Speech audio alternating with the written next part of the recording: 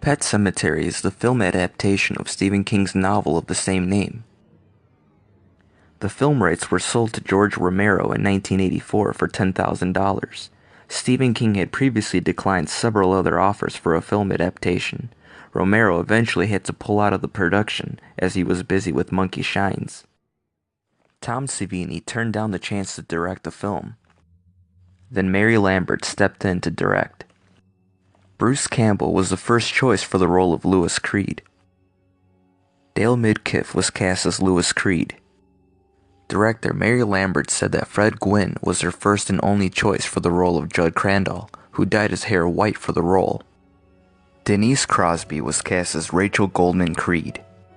This was the debut film for young actor Miko Hughes, who was only 3 years old during production. Twin actresses Blaze and Bo Berdahl played Ellie Creed. For the role of Zelda, Mary Lambert wanted to cast a man, so she cast Andrew Hubachek. Stephen King made a cameo in the film playing a minister. Stephen King is a big fan of the Ramones and referenced some of their songs in the novel Pet Sematary. The Ramones wrote and performed the theme song Pet Sematary, which is featured in the film's closing credits. Brad Greenquist was cast as Victor Pascal. This was the first film screenplay that Stephen King adapted from one of his own novels. In fact, when Stephen King first wrote the manuscript for Pet Sematary, he shelved it when friends and family hated it. The story was inspired by actual events experienced by Stephen King that occurred while he was living in Maine with his family. King recalled that while living there, his daughter's cat was killed in the highway. King also remembered that once, his youngest son had nearly run into the road while a truck was speeding down it, much like Gage does in the film. The character of Judd was based on the elderly neighbor that lived across the road from King.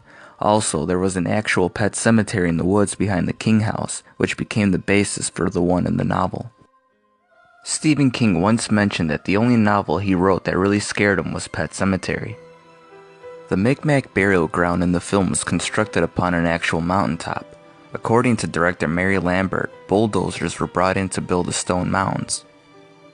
Judd Crandall's house for the film was actually a facade built upon a smaller pre-existing house. For the finale, where the house is burned, an asbestos shield was constructed between the two houses so that while burning the facade, no damage would occur to the smaller house it was built upon.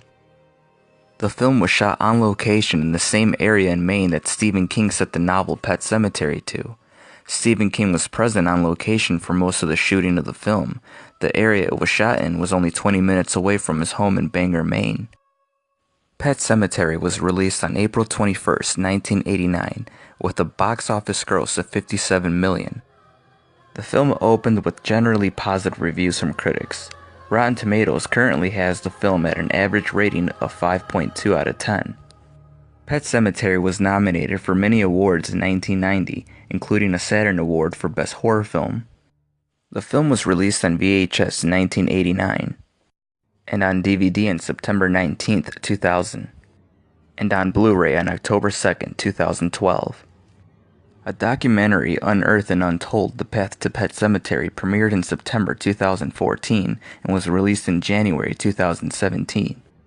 A remake was rumored in 2011, then Juan Carlos Fresnadillo was announced as directing the remake in October 2013.